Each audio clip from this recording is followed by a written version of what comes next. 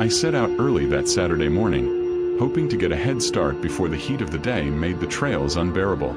My goal was simple: a weekend alone in the heart of the Appalachian backwoods. Just me, my backpack, and a sleeping bag. I had been hiking these parts before, but I wanted to push farther this time, to trails that most folks either didn't know about or avoided altogether. The air was crisp when I left the car, the kind that makes your lungs fill with sharp, clean cold and leaves a faint metallic taste. Birds chirped lazily, and a distant creek gurgled somewhere off to the right. It felt like the kind of day that belonged in a postcard.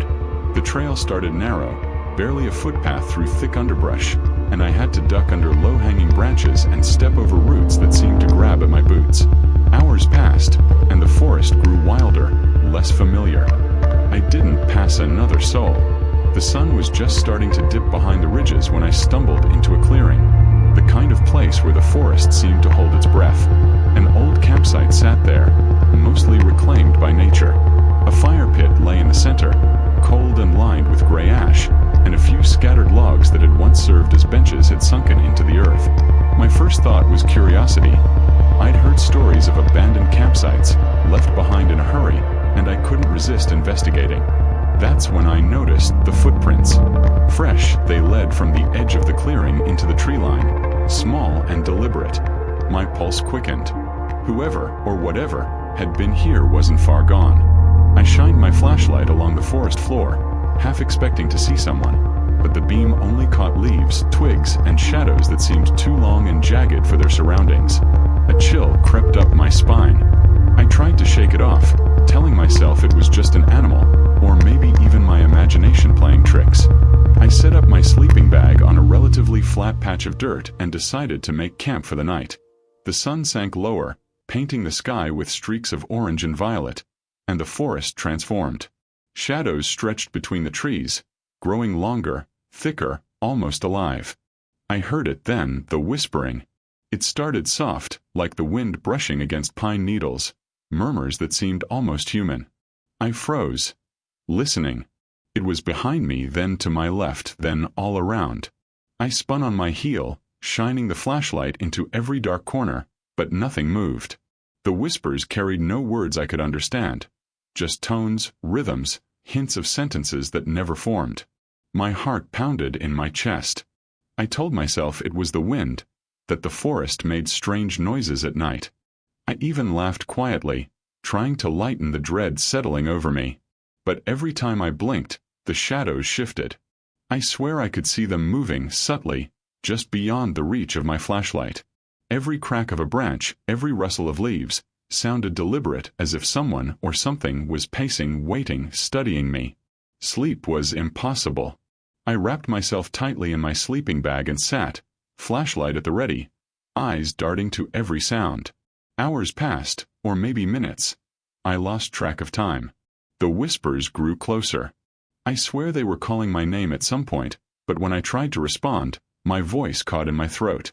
My flashlight flickered, then steadied, catching glimpses of movement just beyond the clearing. Nothing recognizable, just twisted, fleeting shadows, like the forest itself had stretched out arms and was leaning in to watch me. I wanted to run, to escape, but the thought of stumbling blindly in the dark through unfamiliar terrain terrified me. Morning came slowly, pale and gray, breaking through the thick canopy like reluctant light. I stepped out of my sleeping bag, every muscle stiff, every sense alert. And that's when I noticed it. The campsite had changed. Logs were rearranged, small indentations in the dirt suggested someone, or something had circled the area during the night. Footprints crisscrossed around my tent, none of them mine. My stomach churned. The forest that had been quiet, almost welcoming, the day before, now felt alive, watching, anticipating. I packed up quickly, keeping my eyes on the shadows, but there was nothing to see. The underbrush, the trees, the trail itself seemed unchanged, yet the memory of movement lingered like a stain I couldn't scrub away. As I retraced my steps, I kept glancing over my shoulder. Every rustle of leaves or crack of a twig made my blood run cold. I thought I saw shapes between the trees, always out of the corner of my eye, vanishing whenever I looked directly. By the time I reached the main trail and eventually my car, I was shaking, half from cold, half from fear. I couldn't tell anyone what happened. People wouldn't understand. They'd call it nerves, imagination, the effects of isolation. But I knew what I had seen or felt, the weight of the forest pressing in, the eyes that weren't there but were. Even now, I can't go back to those woods. I avoid the ridges, the creeks, the hidden clearings. But the memory stays. I hear it sometimes in the wind, a whisper through the pines that feels too familiar, too deliberate. I still wake up in the night, listening for the rustle of footsteps around my bed, for the shadows that cling too closely to the corners of the room. And though I try to convince myself it was just a weekend hike, a brush with solitude, a trick of the forest, I know better. Some part of that clearing, those footprints, the watching shadows, followed me home. Even the most familiar forests now make me uneasy. The woods are supposed to be peaceful, grounding, a place to escape the noise of life. But in those Appalachian ridges, the forest has a memory, a patience, and a hunger for stories it witnesses. And sometimes, if you're not careful, it adds you to its collection. I'll never know what or who passed through that clearing that night, and maybe I never want to. The uncertainty gnaws at me, the idea that something unseen knows where I was, has studied me, and might follow me again when I least expect it. The Appalachian woods are quiet, but not empty, and some nights I swear they're whispering my name. The image of that clearing, the footprints, and the endless shadows remains burned into my mind. Even months later, I can still feel the weight of that night pressing down when the wind blows through the pines. I've tried to talk about it, but words fail. They fail to capture the suffocating dread, the strange and unnatural patience of the forest, the sense of being a guest watched by something that doesn't belong to this world but inhabits it nonetheless. Some experiences are private, stitched into your memory like scars that ache in certain light or at certain hours. That's how the Appalachian backwoods work. They leave marks, invisible but persistent, on anyone who wanders too far, too deep, alone. I'll never forget the way the forest felt that night. Alive, patient, knowing. I'll never forget the whispers, the shadows, the fleeting glimpses of movement that vanished when I tried to confront them. And I'll never go back. Not because of fear alone, but because some corners of the world are meant only to be remembered, not revisited. The pines whisper still, and I listen, even from miles away, heart thudding, wondering if they're waiting for me to return. I remember the drive up the winding Appalachian roads like it was yesterday. The air was crisp with the early autumn chill, the kind that seeps into your lungs and leaves a faint metallic tang. Me and my two friends, Josh and Carter, had been planning this trip for weeks. Just a weekend away from the noise, from the crowded trails, from everything. We packed light, mostly food, sleeping bags, and tents, aiming for a creek we'd heard about from an old hiker's blog. By the time we reached the trailhead, the sun was low, casting long shadows that cut across the forest floor. The forest was alive with the sound of rustling leaves, the occasional bird, and the distant murmur of running water. It felt like we were stepping into a different world, one untouched by time, and for a moment it was perfect. We hiked a couple of miles in, following the creek as it twisted and turned through the ridges. The trees thickened, the underbrush tangled, and sunlight filtered down in streaks that made the forest seem golden and unreal. Eventually, we found a clearing, a small, flat area beside the creek that seemed perfect for a campsite. It was quiet, maybe too quiet, the sort of silence that presses in on you without you noticing at first. We set up our tents, built a small fire, and decided to explore the surrounding woods for a bit before nightfall. It was a narrow trail that led up a small ridge, overgrown in places, but it offered a good vantage point over the creek and the valley beyond. We laughed and joked, teasing each other about who'd get lost first, and the forest seemed to hum along, absorbing our voices without returning them. When we came back, the first thing I noticed was the change. Our tent, which had been taut and upright, sagged in the middle, the fabric wrinkled as if someone had leaned on it heavily. Our packs weren't where we'd left them. One had shifted closer to the creek, another partially buried under some leaves. The fire pit was cold, although it had been warm moments before we left. And then there were the footprints, small, deliberate, leading away from our campsite into the thick woods. We all froze, staring at them, trying to make sense of what we were seeing. Josh swore he hadn't moved anything. Carter muttered something about animals, about a deer or maybe a raccoon, but the prints didn't match anything we knew. They were human, or close enough to human to make my stomach churn. We tried to rationalize it. Maybe the wind had shifted our gear. Maybe we'd been careless. But the air felt heavy, almost viscous, like the forest itself was holding its breath. Every sound, the whisper of the creek, the distant call of a bird, sounded sharper, amplified, as if the world around us had tuned in to our unease. We sat by the creek trying to joke and make light of it, but the tension lingered. By the time night fell, the shadows of the trees seemed longer, thicker, stretching toward us, pressing in like a living thing. I woke first, drawn awake by a sound that didn't belong. It was low, muffled, distant, but unmistakable. A cry, almost human, coming from the direction of the creek. My pulse jumped, and I nudged Josh and Carter awake, whispering what I had heard. At first, they tried to dismiss it. Probably an animal, maybe a lost coyote, nothing to worry about. But the sound persisted, soft, almost pleading, echoing off the ridges in a way that made the hair on my neck stand. I grabbed my flashlight and shone it along the creek, the beam cutting through the darkness. For a moment, there was nothing, just the steady flow of water and the long shadows of trees. Then I caught it, a fleeting shadow darting between two pines, so fast I almost thought I'd imagined it. Every instinct told me to pack up, to leave immediately, but a strange part of me stayed rooted, listening. The forest seemed alive, its breathing low and restless, almost sentient. I could feel it around us, pressing in from all sides, as if it were observing our every move. We whispered to each other, trying to convince ourselves to stay, that we were safe, that we had a right to be here. But the cries continued, now closer, more insistent.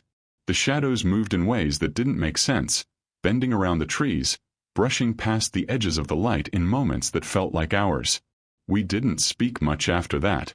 We sat in silence, eyes darting, hearts hammering, listening to the forest hum with some unknown energy. I remember thinking that the forest wasn't empty, not really. It had a presence, a quiet patience, and it knew we were intruding. I didn't sleep. I couldn't. Every snap of a twig, every rustle of leaves, sounded deliberate, intentional. At one point, I thought I saw something crouched at the edge of the firelight, watching, waiting. When I blinked, it was gone, leaving only the oppressive stillness in its wake. Morning came reluctantly, a pale gray light bleeding through the canopy. We didn't speak as we packed up, our movements mechanical, eyes constantly scanning the forest around us. The creek looked harmless now, a trickle of water cutting through moss-covered stones, yet the memory of the night lingered, pressing down like a weight I couldn't shake. I kept looking over my shoulder, half expecting to see movement, to see the shadow that had darted past the trees reappear, just to make sure we hadn't disturbed something that didn't want to be disturbed. We didn't talk much on the hike back, each of us lost in our own thoughts. The forest behind us seemed quieter, the echoes of the cries and the shifting shadows fading, but never completely gone. I remember thinking how easy it would be for someone or something to vanish out there, lost in the folds of the ridges and valleys. And in that thought, I realized the forest isn't just a collection of trees and streams. It's a place with a memory, a patience, a way of keeping track of those who pass through, whether they notice it or not. Even now, weeks later, I can't forget that campsite. I can't shake the feeling of eyes, invisible and patient, watching from the edges of my vision. Every time I hear water running or the wind rustling through leaves, the memory comes back, vivid and unrelenting. I don't tell people the full story. They'd say it was nerves, fatigue, imagination running wild. Maybe it was, but deep down I know better. The Appalachian woods are not empty. They hold on to moments, onto people, onto fear. And sometimes, just sometimes, they remind you that you were never truly alone. I think about that night often, about the cries from the creek, the shifting shadows, the footprints that led nowhere and everywhere at once. I wonder what, or who, was there with us, and if it will be there next time. The forest doesn't forgive, and it doesn't forget. It remembers you, your presence, your mistakes. I know I will carry that memory for the rest of my life, a quiet dread that lingers at the edge of sleep, in the whisper of the wind through pines, in the restless hum of the wilderness. And I know that part of me will always hear it again, calling from somewhere just beyond reach, just beyond the light, where the forest holds its secrets tight. I've tried to go back in my mind, trying to make sense of it all, retracing every step, every sound, every shadow, looking for some rational explanation. But there isn't one. The campsite was gone in one sense, altered in another, and we were lucky to leave with only our fear and confusion. Sometimes I lie awake at night, imagining the forest stretching infinitely, waiting, patient, its memory long and meticulous, keeping track of everything that passes through. And I know if I ever return, it will be waiting, just as patient as ever and just as silent. The morning had started like any other solo hike into the Appalachian backwoods. Sunlight drifting through the trees in mottled patches, the smell of damp earth and pine hanging thick in the air. I had taken the hollow trail on a whim, following an old map I found folded in a guidebook at a thrift store. The map was barely legible, creased and worn, and I had to squint to make out the faint lines marking the trail, but the challenge intrigued me. The path was narrow and overgrown, the kind that felt forgotten by time and avoided by most hikers. Branches clawed at my jacket sleeves, roots snaking across the dirt made every step precarious, and the creek that ran parallel to the trail gurgled softly in the distance, a constant guiding murmur. I felt a rare thrill being out here alone, the forest stretching endlessly, dense and quiet, with only the sound of my boots and the occasional bird breaking the stillness. By late afternoon, the weather began to shift. A low, heavy fog rolled in from the valley, swallowing the trail in a thick, suffocating white. I stopped, trying to make out the path ahead, but it disappeared almost instantly, leaving me surrounded by featureless gray. The forest transformed into a blur of trunks and shadows, trees fading into one another, and the familiar sounds of birds and rustling underbrush seemed muted, distorted. Every step I took felt uncertain, each footfall heavier than the last, as if the fog itself weighed down on me, slowing time. I called out to see if anyone else was on the trail, but my voice sounded distant, swallowed immediately by the fog. Only the creek responded, gurgling softly, its voice distorted, almost as if it were whispering back at me. Shapes began to move within the haze. At first, I thought it was my imagination, a trick of the eye, branches swaying, shadows shifting. But then I realized the shapes were deliberate, darting just beyond the reach of my vision. I could feel them moving, always at the edge of my perception, just far enough away that I couldn't identify what they were. Faint whispers brushed past my ears, words too soft and fragmented to understand, but their tone carried an urgency, a warning. My pulse hammered in my chest as I strained to listen, each whispered syllable causing a tremor of fear to ripple through me. I kept repeating to myself that I was imagining it, that it was just the fog playing tricks, but the instinct in my chest, raw and primal, told me otherwise. I stumbled along the trail, each step cautious, trying to follow the vague curve of the creek.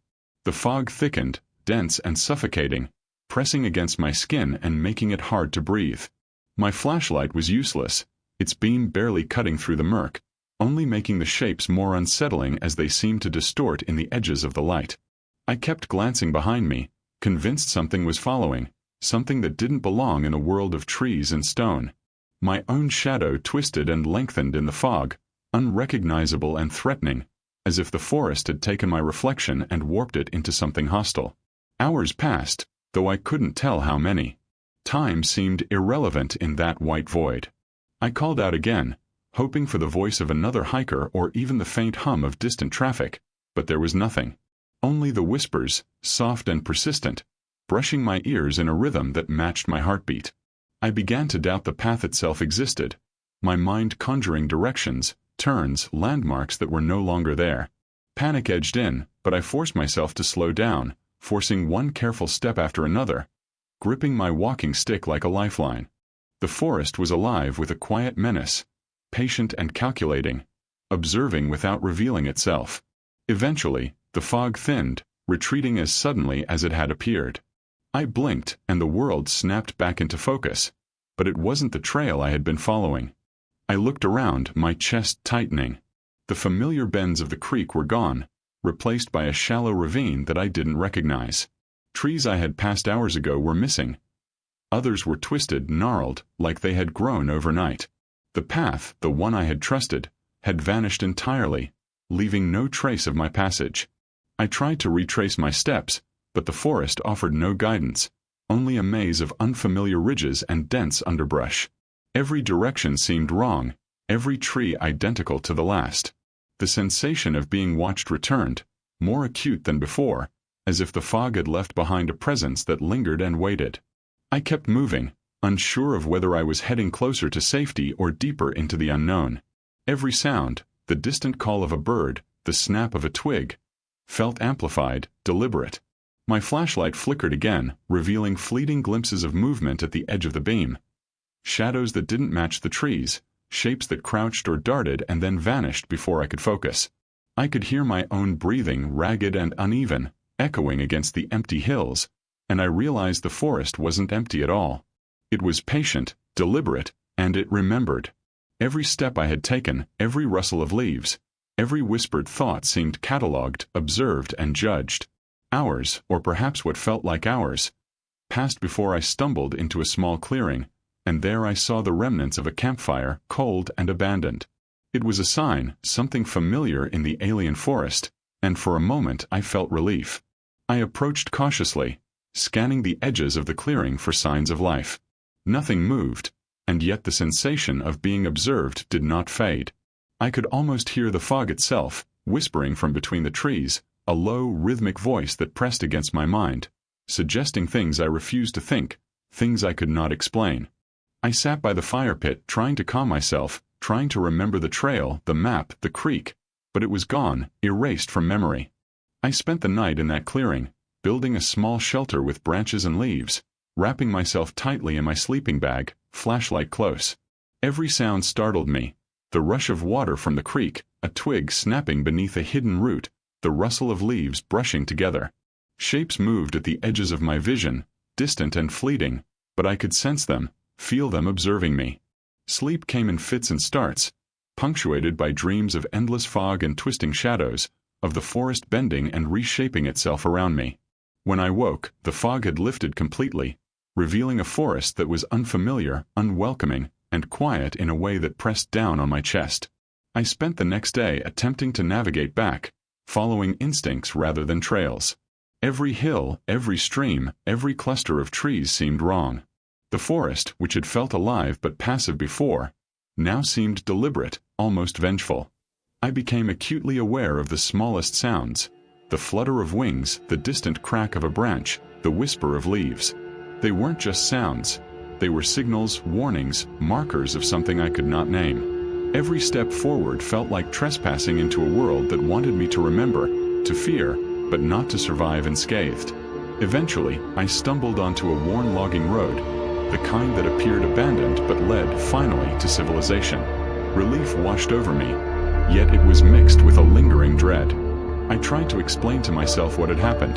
The fog, the disorientation, the shapes and whispers, all signs of exhaustion or imagination.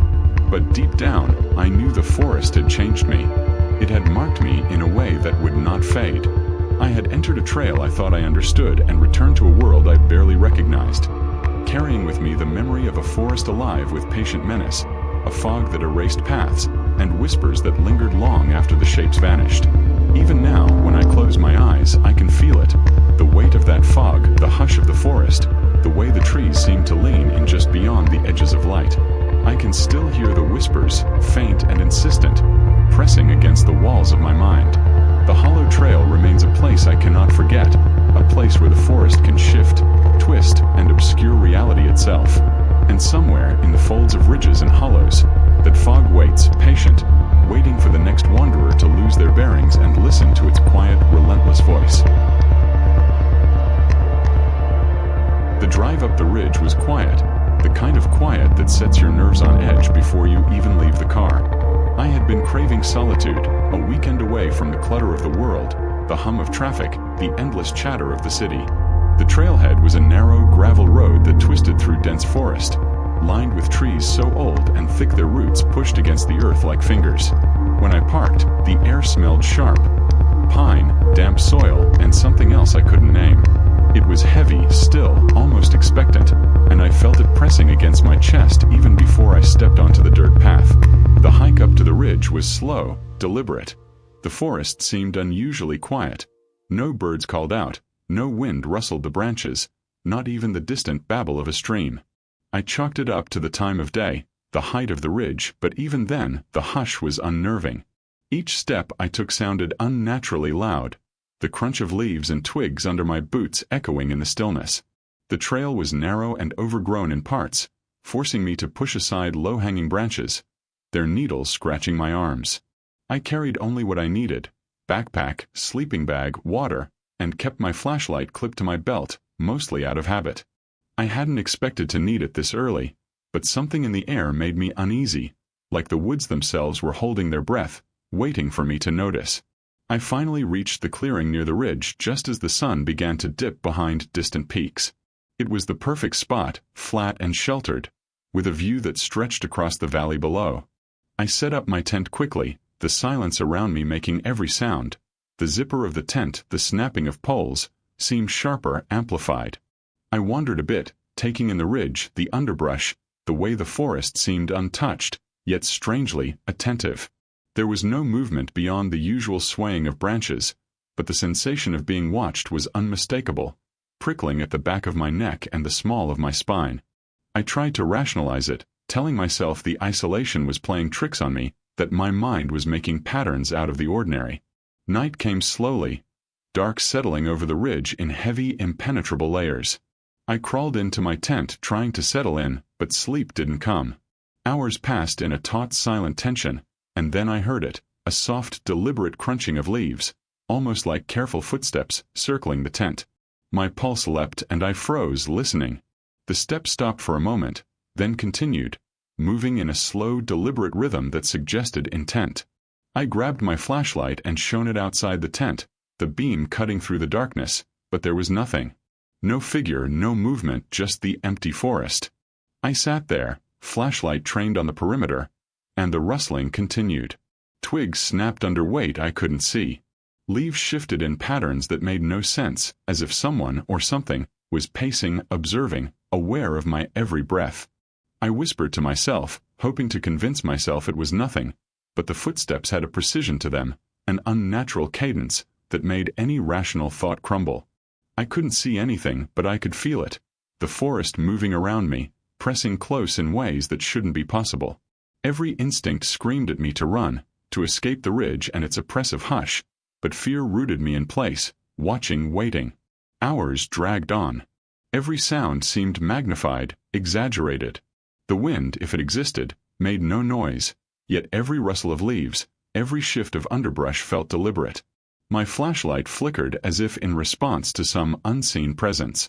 I called out, just a whisper, half hoping for an answer, half hoping it would make me feel less alone. Nothing answered, but the footsteps moved closer, circling, never breaking the rhythm. I realized then that the forest had a way of being around you, of pressing its presence into your awareness even when no one else was there.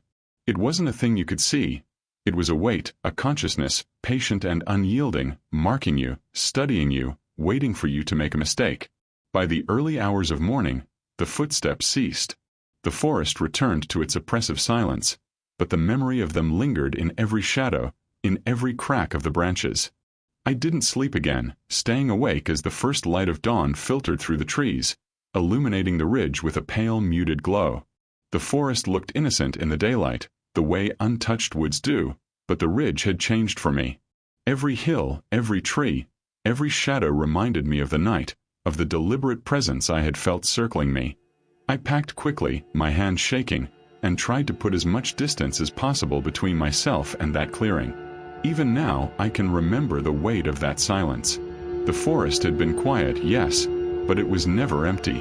There was a vigilance there, patient and subtle, a presence that waited and watched without revealing itself. I can still hear the faint echo of those footsteps in my mind, the rhythm of leaves snapping under invisible weight. The ridge, the forest, the trees, they are alive in a way that is not easily explained, a slow, patient observation that leaves marks on anyone who ventures too far. I don't go back to that ridge, not for solitude, not for hiking, not for anything. Even the thought of it makes my skin crawl, a subtle pressure behind my eyes, like being watched from just beyond my vision. I sometimes think about the deliberate rhythm of those steps, the way they moved around me, patient and unhurried, as if time itself belonged to the forest and not to me. The Appalachian woods hold many secrets, but some of them are not meant to be discovered. That ridge, that campsite, remains one of them. A memory, a lesson, a warning, carved into the quiet spaces of the world. Even miles away, the silence lingers in my thoughts. The forest has a way of reminding you that it is patient, that it notices, that it waits. I can still feel it around me sometimes. The pressure in the air, the subtle rhythm that mirrors a heartbeat not my own. The memory doesn't fade, and perhaps it never will. Some corners of the Appalachian wilderness are not just empty or peaceful. They are alive, aware, and they remember every soul who crosses their paths. I learned that night that solitude is never truly yours. Not in the forests that have been watching long before you arrived and will continue watching long after you leave. I had been hiking alone for hours, the sun already beginning its slow descent behind the ridges when I stopped at a shallow creek to rest. The air was crisp and damp, the scent of wet earth and pine needles thick around me. I knelt by the water, dipping my hands into the cool flow, trying to refill my bottle and calm the sudden tightness in my chest. That's when I noticed them, or at least I thought I did. Faces, or perhaps shapes that resembled faces, peered at me from the other side of the creek, barely visible between the trunks of the trees. They weren't moving in any way that made sense, just there, obscured, their eyes glinting in the dim light. I froze, every muscle taut, staring until my eyes ached. Then I blinked, and they were gone. For a moment, I convinced myself it was just the light, a trick of the branches and shadows, nothing more. But then I noticed subtle movements again, flickers at the edges of my vision, always just out of focus, always just far enough away to make my imagination race. Every time I looked up, they seemed closer. I stood slowly, trying to make a calm assessment, but the feeling of being watched was sharp, like ice tracing down my spine. I called out softly, my voice small against the vastness of the forest, but no answer came. Just the rush of water over the rocks, constant, unyielding, and the whisper of leaves in a breeze I couldn't feel. I continued along the trail, trying to ignore the sensation, telling myself that the forest was just dense, that shadows play tricks, that I had been staring too long and letting my mind turn shapes into watchers. Yet the feeling persisted, like a weight pressing from all sides. When I stopped for another break, when the creek curved and widened, I caught glimpses again. Shapes in the trees, figures crouched just beyond my line of sight. My heart hammered. I wanted to run, to turn back, but the trail stretched endlessly ahead, and retreating felt just as unsafe. Night fell faster than I expected. The forest transformed, shadows deepening into nearly solid black between the trees. I made camp as best I could, a small clearing that seemed safe enough, the creek nearby making a gentle, constant noise. I tried to set up my tent, my hands trembling despite the exhaustion, and kept my flashlight ready, sweeping the darkness whenever a branch snapped or a leaf fell unnaturally. And then I heard it, the soft murmur, almost imperceptible at first, barely above the water's rush. A voice, maybe, calling my name. I stopped, frozen in place. It could have been my imagination. It could have been the wind. But it felt deliberate, attentive, patient. I tried to ignore it, moving quickly to finish my camp, but every time I looked up, the forest seemed to shift. Shadows lengthened and bent unnaturally, like shapes stretching just beyond what the eye could grasp. The creek's water running over rocks suddenly sounded different, almost deliberate, a rhythm to it, a subtle cadence that mirrored my heartbeat and made my skin crawl. I couldn't shake the feeling of eyes on me, always watching from somewhere I couldn't see. I held my flashlight high, sweeping every angle, but the darkness remained unbroken, hiding whatever or whoever was there. Sleep came in fits, snatches, always interrupted by movement at the edge of my vision. Sometimes it was a flicker of something ducking behind a tree. Sometimes a rustle that seemed too deliberate for a deer or a raccoon. My flashlight caught glimpses of forms that vanished as soon as I blinked. I began to wonder if they were waiting, if they had been following me the entire day, moving silently between the trees, never revealing themselves fully. The forest felt alive, aware, and not in a comforting way. It was patient, quiet, deliberate, watching me try to rest. When I woke in the middle of the night, it was still dark, the creek's gurgle loud in the heavy air. I could hear movement, soft and precise, circling my small camp. I didn't move at first, my ears straining to catch the rhythm of footsteps or rustling leaves. I raised my flashlight slowly, sweeping across the shadows. Nothing. Yet the sensation remained, acute and suffocating.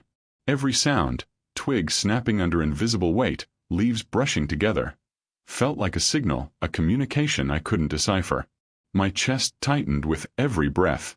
I packed quickly at first light, my hands still shaking, and kept moving along the trail, trying to put as much distance as possible between me and that stretch of creek. Yet even as I descended toward familiar roads and eventually the edge of civilization, the feeling of being watched never left. I would glance over my shoulder, expecting to see the figures once again, though I knew rationally they were gone. I could still hear the faint murmurs in the wind, soft and insistent, lingering in my mind, echoing in my thoughts even when the forest was miles away.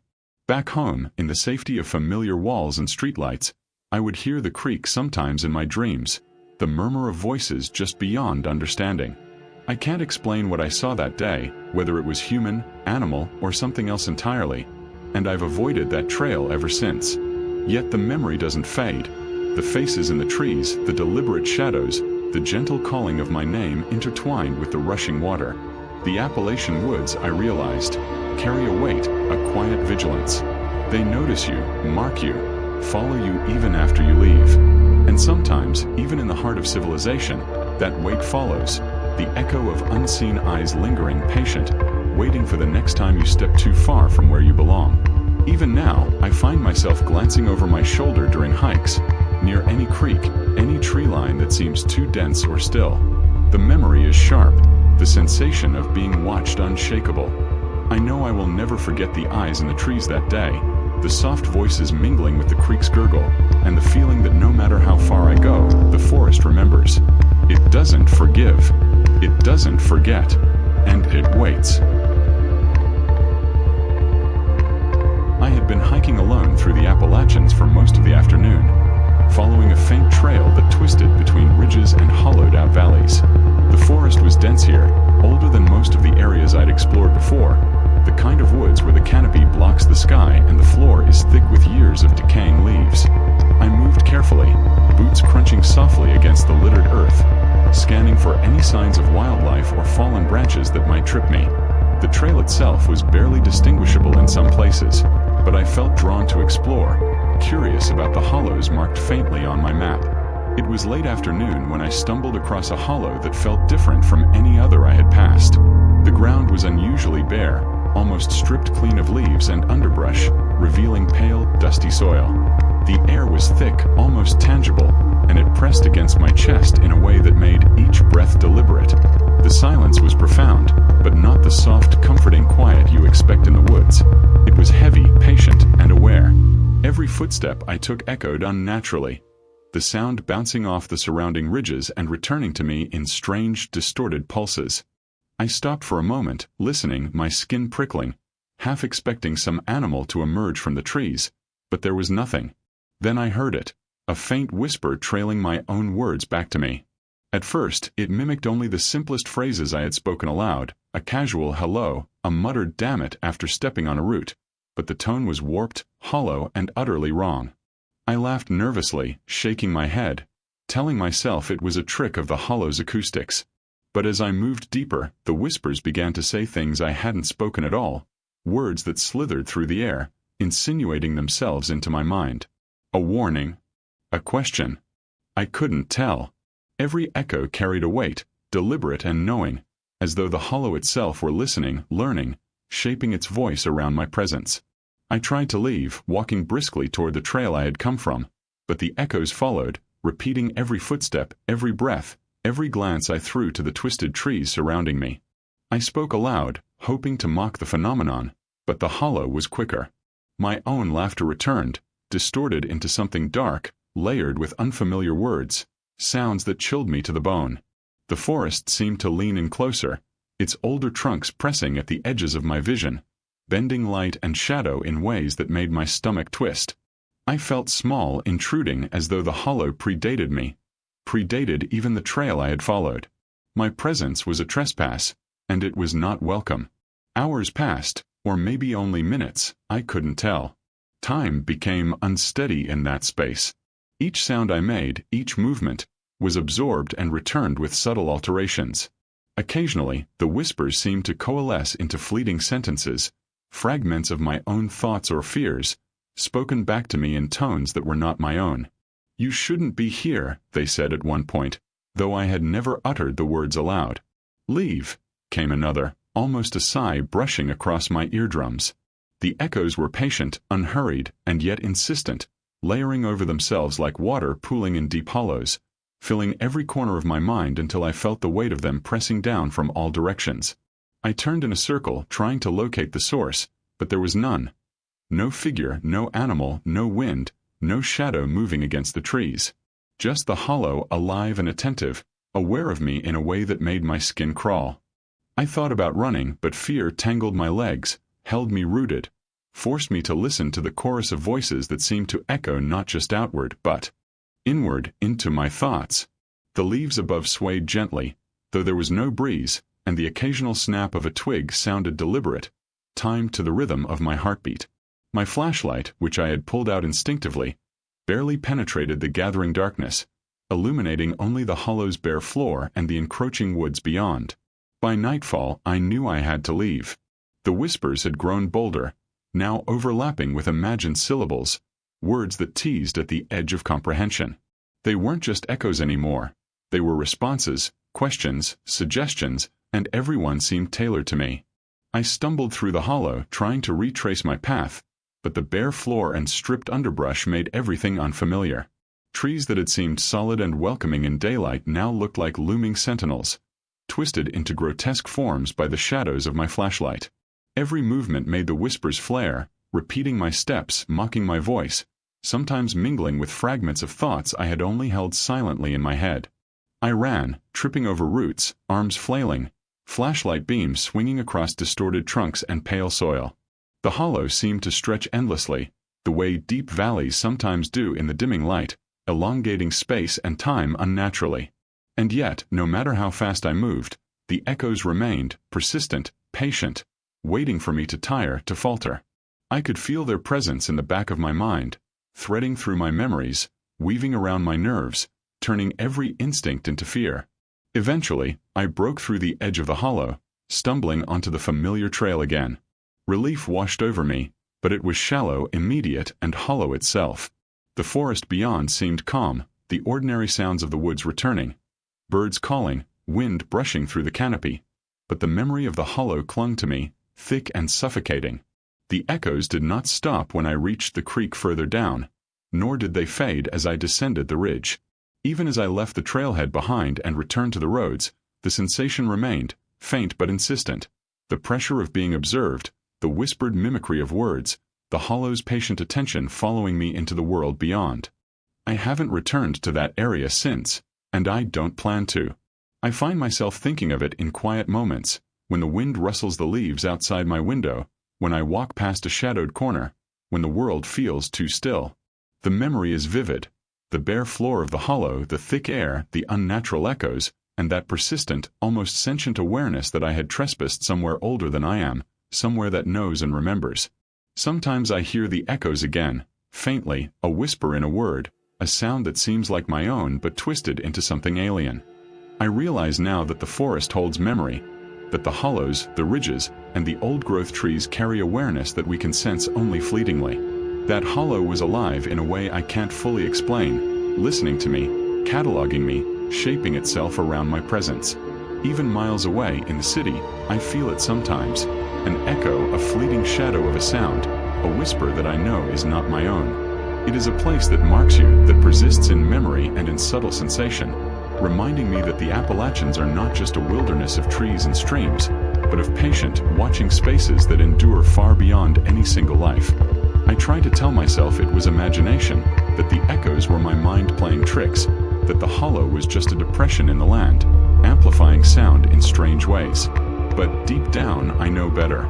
I remember too clearly the moments when the whispers spoke words I hadn't uttered, when the air pressed against my chest like a living thing, when the bare floor seemed to pulse with awareness. I know the hollow heard me, learned me, and retains the memory still. The echo of those voices has stayed with me for days, weeks, Even now, months later, a lingering sense of intrusion and warning. And sometimes, when I'm alone and the wind is still, I swear I hear them again, repeating not what I say but what I think, carrying the hollow with them wherever I go. I had been hiking alone for most of the day, following a faint trail through dense Appalachian forest. The late afternoon sun filtered through the trees in soft shafts, painting the undergrowth with streaks of gold. I found a small clearing near a ridge and decided it would be the perfect spot to set up camp for the night. The solitude was exactly what I had been craving. A break from the city, from people, from noise. I pitched my tent quickly, grateful for the gentle slope and the soft carpet of pine needles that cushioned the ground. As the sun dipped lower, the forest seemed to exhale, a quiet settling into every branch and bough. But even then there was a subtle weight in the air, a hush that felt deliberate, attentive. I cooked a small meal over my portable stove, the smell of sizzling food mixing with the earthy scent of the woods. When I crawled into my sleeping bag, exhaustion pulled me towards sleep almost immediately. The first hours passed in a kind of drowsy peace, the occasional hoot of an owl or the distant rustle of leaves the only reminders that the forest was alive. But around midnight, something shifted. I woke with a start, straining to hear. At first, it was subtle, a faint crunching of dirt beneath careful steps. I froze, my heart hammering in my chest. The sound was slow, deliberate, moving in a rhythm that suggested awareness, intelligence. I whispered to myself, trying to rationalize it. Maybe it was a deer, I thought. Maybe a raccoon. My own mind reassured me, but the steps moved differently than any animal I had ever known. They circled my tent in a patient, measured way, sometimes pausing for long seconds before continuing. I held my breath, the noise of my own pulse loud in my ears. I wanted to peek outside to see what it was, but fear rooted me in place, every muscle taut with anticipation. Every instinct screamed that something was tracking me, something that knew I was awake and was deliberately pacing around me. Minutes, or was it hours, passed. The steps came closer, then farther, always maintaining a careful, patient rhythm. I pressed myself into my sleeping bag, trying to become invisible, but I felt that my efforts were meaningless. Whoever, or whatever, was out there seemed to understand my presence, responding to it, circling me deliberately. The beam of my flashlight was useless when I finally dared to flick it on, cutting through the darkness but revealing nothing but the sway of distant trees and the shifting shadows of leaves. No creature, no figure, just the forest waiting patiently, pressing close in a way that made the air feel thick and heavy. I whispered again, softly this time, calling out to the forest, hoping to provoke a response that would tell me I was wrong.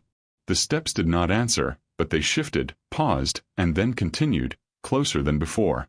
My mind raced with possibilities, some rational, some impossible, but each one was more frightening than the last. I realized the forest was patient, ancient, and deliberate, and that whatever was moving through it was no mere animal. It was tracking me, aware of my presence, and it had the patience to wait, to follow silently until it chose otherwise. Sleep became impossible. I spent the night with my flashlight sweeping the edges of the clearing, listening to every subtle rustle, every soft crack of a twig. The forest seemed to lean closer, concentrating its stillness into a single oppressive presence. Even when the steps fell silent, I could feel them lingering, the impression of careful, deliberate observation pressing into my awareness. Morning came with no answers, no confrontation, no sign of what had paced around my tent. Only the heavy weight of unseen eyes, pressing down as I packed my gear and left the clearing, kept me moving in haste toward the relative safety of familiar trails. Even now, I can recall the sensation vividly, the precise rhythm of those footsteps, the patience in their pacing, the way the forest itself seemed to animate around them. Every shadow, every sway of the trees, every crack of a branch holds that memory. I have avoided that ridge since, but the impression lingers. Some parts of the Appalachian woods are not just silent, they are aware, patient, and they remember. And some footsteps, once heard, are impossible to forget.